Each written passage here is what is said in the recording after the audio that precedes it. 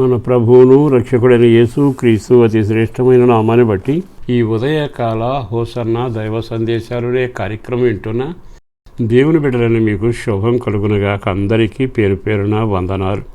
ఈ శుభవేళ పలుసార్లు దేవుని దర్శిస్తుంటాం, ఆలయాలకు పెడుతుంటాం, దానాలు చేస్తుంటాం, అర్పణలు అర్పిస్తుంటాం, ఇవన్నీ చేస్తుంటాం.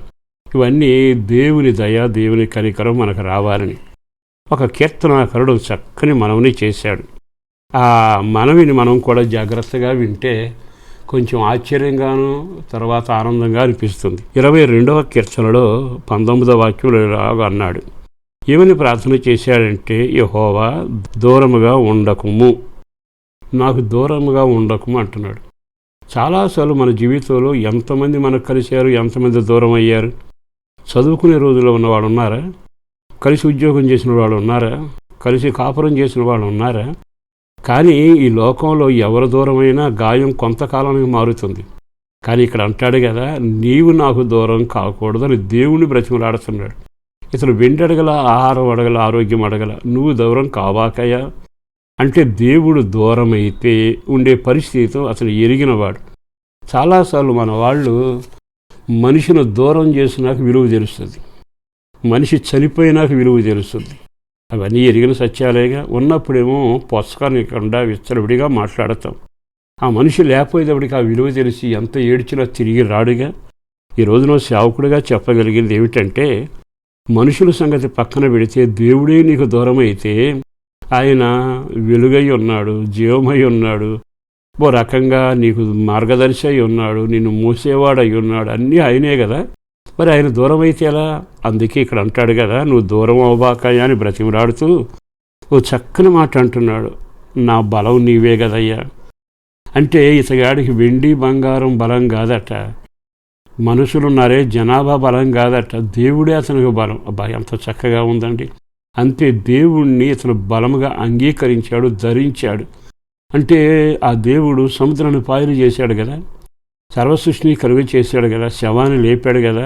ఇతగాడి ఆలోచన ఏమిటంటే, ఆయనే నా బలం. అంటే బలమైన కార్యాలన్నీ ఆయన ద్వారా జరుగుతాయి కనుక వెండి కంటే ఆయన్నే గట్టిగా పట్టుకున్నా అంటాడు. అని నువ్వు త్వరపడి నాకు సహాయం చేయవా అంటే అర్థం ఏంటంటే, నువ్వు దూరం అయిపోతే నా బలం నాకు దూరం అయిపోయినట్టు. బలవంతుడు బలహీనుడైతే ఏమవుతుందో నేను చెప్పనక్కర్లేదుగా. ఒకప్పుడు మీరు బలవంతులే, కానీ ఇప్పుడు ఆర్థికంగా ఆ బలాన్ని కోల్పోయి బలహీనుడైపోయారు.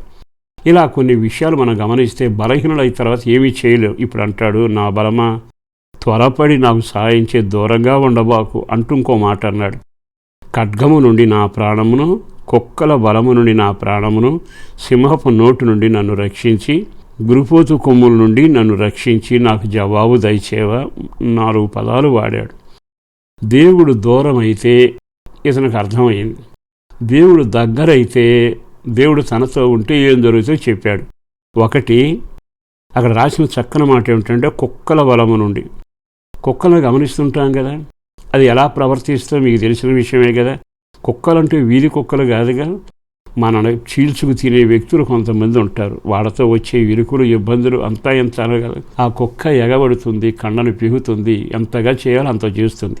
మరో పక్క ఖడ్గం అంటే ఊళ్ళో వాడు సైన్యంలాగా వచ్చి మన ఎత్తున పడరు, కానీ నాలుకొందే ఖడ్గం లాంటిది. నీతిగా బతుకుతున్న నిన్ను చిత్రహింసలు చేస్తుంటే తట్టుకోలేవుగా. ఖడ్గబలం అంటే మనుషుల నోటి మాటలు, సింహపు నోట నుండి. ఇక సింహానికి చీల్చడం, మింగడం తప్ప రక్తం పీల్చి పాడేసి వెళ్ళిపోతుంది. అంటే నిన్ను ఎంతగా చేతగాని వాడిగా బలహింసలు చేసి తన గర్వాన్ని, అహంకారాన్ని, శక్తిని చూపి నువ్వు అనామకుడు వన్ను ఇసిరి పారవేస్తుంటే. తర్వాత గురుపోతు కొమ్ములు. ఈ గురుపోతు కొమ్ములతో పోరాడుతూ ఒక్కోసారి ఆ గురుపోతుకి ఎంతవరకు తెగింపు వస్తుందంటే కొండను ఢీకొనాలి, అంటే అంత అహంకారం. ఈ రోజున ఇట్లాంటి మనుషుల సమాజంలో నీవు ఉన్నావు కనుక హింసించేవాళ్ళు, నీ రక్తాన్ని పిండేవాళ్ళు ఉన్నారు, గర్వంగా ప్రవర్తించేవాళ్ళు ఉన్నారు, చీల్చేవాళ్ళు ఉన్నారు, నీ అంతు చూసే గాయపరిచే మాటలు కలిగిన, నోరు కలిగిన వాళ్ళు ఉన్నారు. ఇతడు అంటాడు, నీవు దూరంగా ఉంటే నేను తట్టుకోలేనయ్యా, దయచేసి దగ్గరకు రావా, నా బలము నీవేగా, నన్ను అంగీకరించి మీరు సహాయం చేయవా. దేవుడు వెంటనే కార్యం చేశాడు. ఈరోజు కూడా మీరు ఇళ్లలో కాపురం చేస్తున్నా, ఆఫీసులో ఉన్నా, ఏ రకమైన వ్యవహారాలు ఉన్నా, ఇట్లాంటి గుంపులు వాళ్ళు మీకు ఎదురైతే చికాకులు చావాలనిపించట్లా. కొన్నిసార్లు అనవసరం అనిపించట్లా, కానీ నా దేవుడు నీ కొరకు సహాయకుడిగా నిలబడుతుండగా ఒక్కసారి దూరం కాబాకయ్యా అని ఆయన వైపు తిరగలవా? తిరిగితే నీ తప్పిదాలు ఒప్పుకుని అయ్యాని పిలిస్తే ఆయన జాలి పడతాడు, సాయం చేస్తాడు. మీ కొరకు నేను ప్రార్థన చేస్తాను. పరిశుద్ధుడును ప్రేమమడిన ప్రభు వందనాలయ్యా. ఎదురవుతున్న సమస్యల నుంచి నీ బిడ్డలకు నెమ్మది కలగాలి, ప్రశాంతత కలగాలి, పిల్లల క్షేమం కలగాలి, ఆహారం సమృద్ధిగా ఉండాలి, ఆరోగ్యం నువ్వు దయచేయాలి. పెద్దలను పిల్లలను దీవించండి. పరీక్షల్లో పిల్లలకు తోడై ఉండి కుటుంబాన్ని దీవెనకరంగాను అందరూ రక్షించబడాలి. వ్యాపార వ్యవసాయాలు దీవెన కలగాలి. అన్నిటికంటే ఈ కుటుంబాలకు మీరు దూరం కాకుండా దగ్గరగా ఉండి మేలు చేయమని యేసు పేరట వేడుచున్నాము తండ్రి. ఆమేన్.